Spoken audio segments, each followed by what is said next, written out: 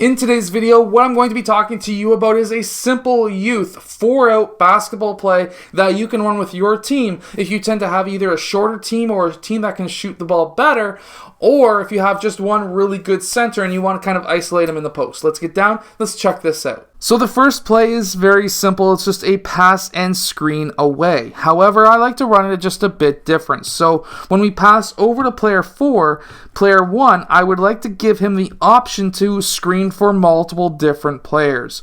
So how we would do this is, for example, player 1 could go and screen for player 2, screen away for player 3, or cut down and screen for player 5. Now, generally, player 1 wouldn't want to go and screen for player 5 because it does give a low post option for player 1, and he's usually the shortest on the team. This would be something if player 4 was stuck up top. Player 4 would be able to screen away for him. However, let's say, for example, he screens for player 2. Well, player 2 then has the option to cut towards the basket or cut towards that open spot. So basically, what I'd like to start with is there are 4 spots out on the perimeter that we will be having our players, and the low post player can be pretty much anywhere in the key, and we generally want to have him in the high post against a zone and a low post against a man-to-man. So for example, if player 1 screened for player 2, he can pop out for a 3-point shot. Another option is for player 2 to cut towards the rim. If this is the case, we can pass to player 2 for a layup, or if player 5 comes over for help defense, this would be a pass to player 5 for a layup for himself. If none of this is open, we would then have player 4 dribble up towards the point, or at least the spot that's right here, and player 2 would then fill out to this spot. Player 1 would then be here. If player 4 passed to player 1, player 4 can screen away for player 2. Player 2 again could fill up top or cut towards the basket. Of course, if he cuts towards the basket,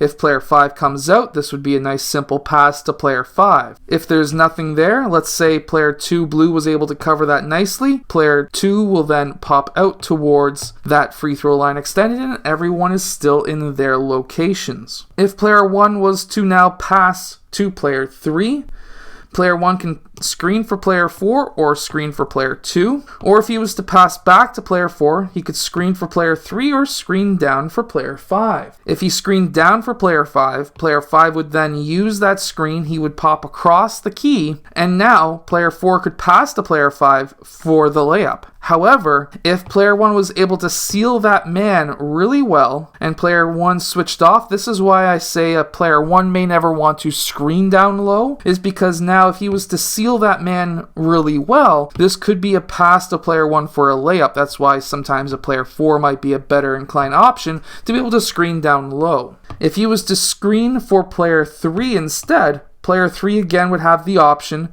to pop up towards this spot or to cut towards the basket. At any time, player 5 against a man can switch sides as well. So even if player 3 was cutting towards the basket, player 5 switched sides, and player 5 then helped out, he can pass over to player 5 red for that layup as well. Now, if none of this is open, we would have player 1 fill out, player 3 fill out to the free throw line extended, and of course everything's back to normal. However, what happens against a zone defense? Well, let's check that out. Well, against a zone defense, what you would be wanting to do is most likely have player 5 in the high post instead. This actually gives a lot of different options. So how we would then run this is because now we can have player 4 pass over to player 2, and now instead of screening away to, let's say, player 1, which would not really do all that much because player 1 would then be going into another covered position. This would be a wing to point pass, which would be extremely dangerous with player 2. What we can do is really be strategic on who we screen for. So we could actually have player 4 screen away to player 3. Player 3 red cuts down towards that low post. We can have a quick pass to player 3 for a layup. If player 5 blue was to go down, we can have player 5 red in the middle of the key for a quick floater. Or if player 4 was able to seal his man really nicely,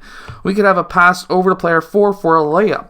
Now this does get really congested at times, but with this pass down low with a cut, because we got all these players in the key, we could kick this ball out once again for a 3 and have 3 players there for an offensive rebound.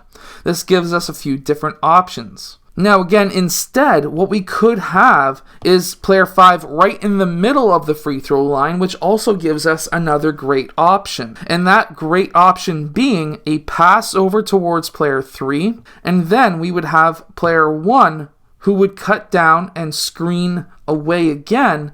However, this time, what we would have is player 4, he would be going towards that low post. Player 5 could go towards the high post on this side. This could be a quick tic-tac-toe shot or pass where we can have the shot from the high post, or if that draws up player 5, a tic-tac-toe pass, what I like to call it, which is a high to low post pass to player 4. There's a couple of options here. This play does work really well against both, but does specifically work really well against man defenses. Now, I hope that this video has helped you become a better basketball team, possibly win more games. If it does, hit that like button and subscribe, and I'll see you guys again next time.